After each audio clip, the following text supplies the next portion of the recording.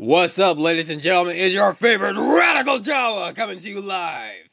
I know it's been a while since my last video, but shit happens. So anyway, let's get it started. All right, let's talk about the Joker. Yeah, one of my most anticipated films of the year is the Joker. All right, so I'm pretty sure most of you have already seen it by now. So but if you haven't seen it, I don't want to give spoilers. But I want to say this. This movie is fucking amazing. This movie is fucking good. This movie is fucking stupendous at how fucking amazing it is. Joaquin Phoenix's fucking performance as Joker is right up there with Heath Ledger and Jack Nicholson. Holy goddamn shit. He blew me away with this movie. He nailed it. He killed it. He eviscerated. He destroyed it. He got it. He got everything right. And Todd Phillips, my God, I don't know. I never doubted Todd Phillips. I just never saw any of his other movies. I never saw the Hangover movies. But what he did with this movie, what he did with this character, is something I would never have imagined would have worked. In fact, I would never have thought that a Joker movie without Batman would have worked. I had my doubts. I had my doubts that a Joker film without Batman would work so well. But they pulled it off. They really fucking pulled it off. Like, because they used some of the other DC characters like Thomas, Martha, and Bruce and Alfred actually really well. They actually integrated them into the story and actually used them effectively. They actually mattered in the story. They weren't just there for fan service or anything. They actually had a point. Uh, And the only character that I felt that was missing was Commissioner Gordon. I actually wish he was in the movie. I actually wish Commissioner Gordon actually had a presence in the movie, but it's neither here or there. But still, the cinematography looks fantastic. Like all the gloomy greens, all the blacks, all the uh, all the tinted blues and everything makes the film seem so gloomy and dirty and depressing, exactly fitting for a Joker movie.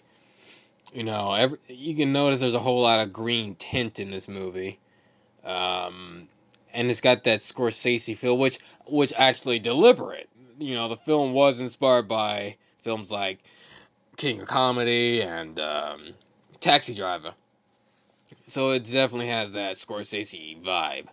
And I think it helps because I believe Scorsese helped as an executive producer on this movie.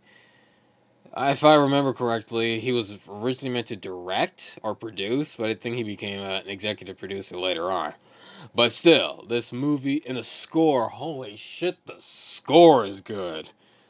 Like, now, there's no reprisal tune, there's no big, epic, sort of iconic tune that you would hear in other superhero films, like say a Superman or a Spider-Man or an X-Men or an Avengers. But it definitely has that. To me, the soundtrack sounds like just the inner mind of Arthur Fleck, just screaming and scratching at the walls. The beast of the Joker trying to get out. It's like a cry for help type of soundtrack. It really it stings you like a scorpion tail. It just has that gravitas to it. It makes the scenes work. When the scene needs that music, it really works, especially in those tense moments, which there's a lot of them. A few funny moments here and there, but the movie's not trying to be funny. The movie's not trying to be a comedy. That's something you would notice. Like I said, there's a few chuckle-worthy moments, but it's not trying to be a comedy. It's trying to be a serious, um, a very in-depth view of how society, of the hypocrisy of society. People give a shit about some things because a bunch of celebrities bitch and whine about it. But as soon as they walk over a fucking homeless man, that's when they just don't care. And it really treats mental health very seriously in a very serious and in-depth moment. Um, in-depth way that I find to be extremely, extremely well done. It's not just played for laughs. It's not meant to take sides. It's not meant to. It's not meant to. Um, what was the word I'm trying to say? It wasn't meant to. It wasn't meant to like point fingers or anything so much as you would think. It's not trying to be left wing or right wing or anything. It's trying to say the simple message is don't be a jerk to people with mental health. Like everybody has their breaking point. The simple message is don't be an asshole. Don't be a jerk. And the journalists are pissed at this movie are doing exactly that. They're the people that the movie is talking about. They're proving the movie's point by attacking people, calling them incels and fucking shooters and goddamn maniacs. The movie's not doing any of that. The movie's not inspiring people to go out and shoot people. You know, people don't look at movies and go, oh, like, hey, I'm gonna shoot somebody. Like, hey, I'm gonna shoot up this theater now. Nobody does that while watching a movie. Nobody does that. It's like the movie has a universal message that a lot of people can agree on, and that's how it should be done. It's not political. It's a character study. It's a social commentary. It's meant to show that mental health is a very serious thing, and people should be more aware of it, especially in men. It also happens in women, but for some reason people seem to gloss over the fact that men have have the highest statistics in mental health, especially in suicides, which is pretty sad. Mental health is a very serious thing, and we should all talk about it.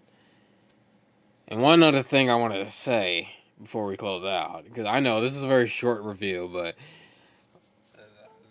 I'm astounded. I'm amazed. I am so proud of DC, of Joaquin Phoenix, of Todd Phillips, of the music composer's name that I can't pronounce.